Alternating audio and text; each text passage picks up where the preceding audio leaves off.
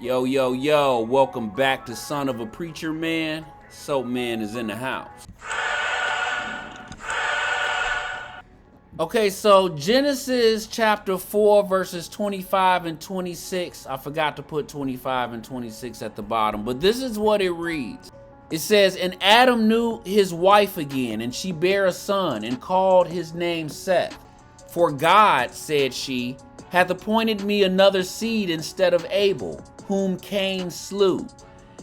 And to Seth, to him also there was born a son, and he called his name Enos.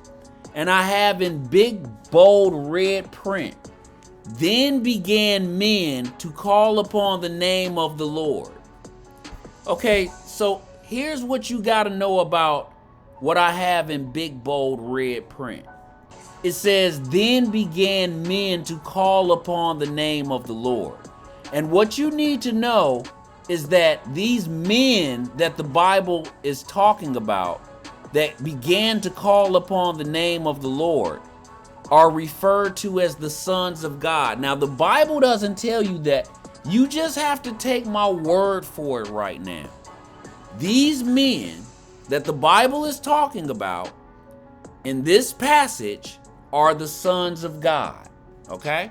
So Seth, who inherits the throne from his father, in Sumerian terms or in the Babylonian tongue, Elulim, hands down power to Alaugar. Elulim is equivalent to Adam, Alaugar is Seth. So everyone from Seth or Alaugar down are the sons of God.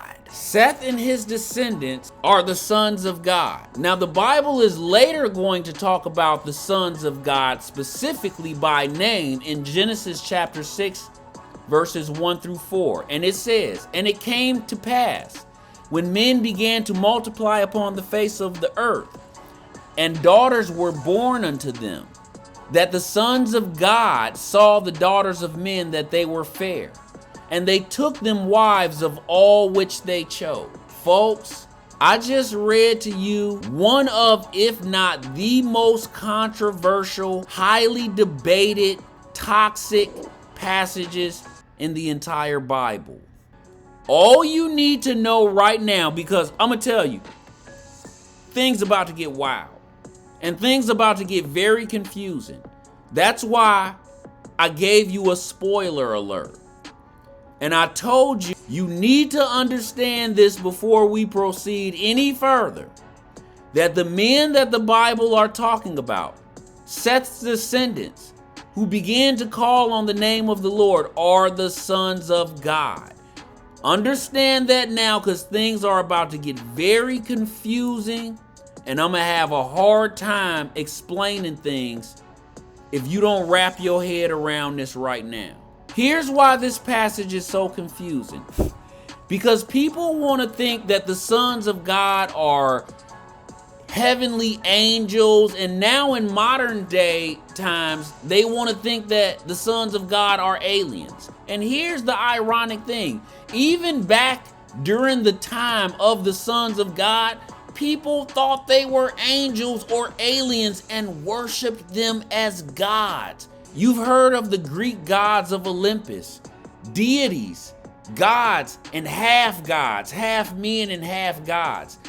This is how people of ancient times and how people of modern times view the sons of God. Here's the thing though.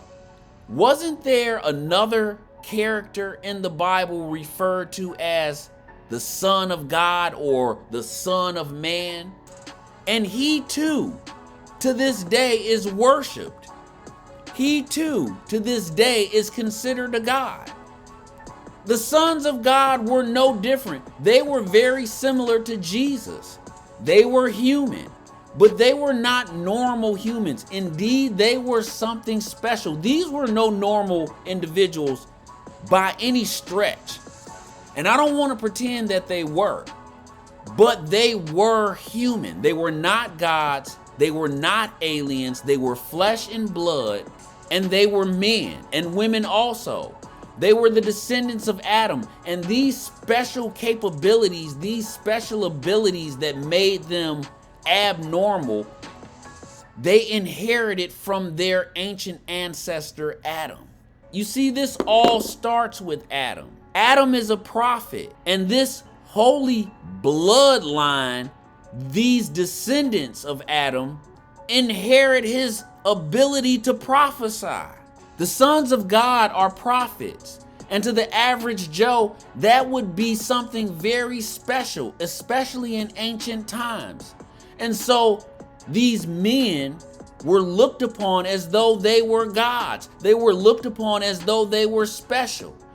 Add to that fact that they lived for hundreds of years. Not only that, these men were light years ahead of their contemporaries. They were super advanced. They were geniuses. They were masters of the universe. These dudes were the X-Men. Not only were they the X-Men, they were the X-Men in ancient times. And Enoch was one of them. Not only was Enoch one of these sons of God, he was the Professor X. He was the creme de la creme. He was the best among them. Take a group of special individuals and ask yourself, who's the most special of them? That would be Enoch. And the reason for this is Enoch had a very special gift. The Bible says, in all the days of Enoch were 365 years, and Enoch walked with God, and he was not, for God took him. The Bible says Enoch was not. He walked with God, and that God took him. And right off the bat, I know exactly what you're thinking.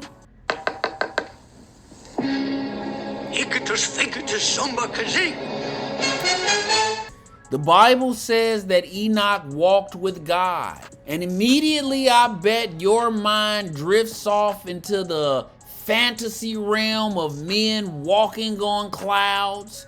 It also says that he was not, and that God took him.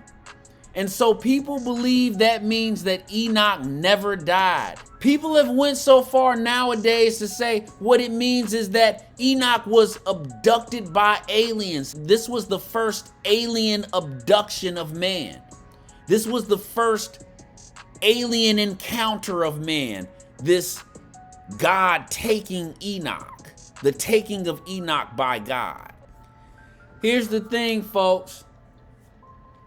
In today's world, with all the modern technology and education we have, we know that man walking in the clouds or traveling to the heavens is an impossibility. We know today, with our science and technology, the only people traveling through the heavens are astronauts in spacesuits.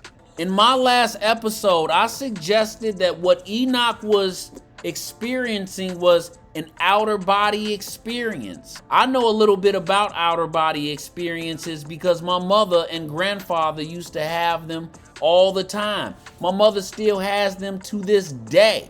Just like Enoch, my mother had this magnificent and immense power at her fingertips. And what did she do with it? Stood by her body like a leaf quivering in the chill wind. But not Enoch. Enoch realized the gift that he had been given, and he went and explored the cosmos, the very heavens. What did God show Enoch when he took him? He showed him space. He showed him the celestial bodies. He showed him black holes and nebulas. He showed him supernovas and all the mysteries, wonders, and science of the universe.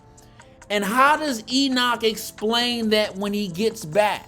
How do you convey that to the common man? How, after God has shown you the impossible, shown you the unexplainable, how do you come back and tell that story when you get back without confusing your audience?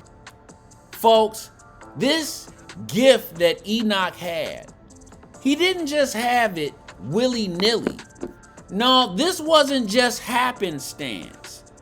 This capability that Enoch had would be pivotal and instrumental during his lifetime. Because it is during Enoch's lifetime that something so crazy is going to happen, it will never be mimicked or recreated ever again until the ends of time, until Revelation.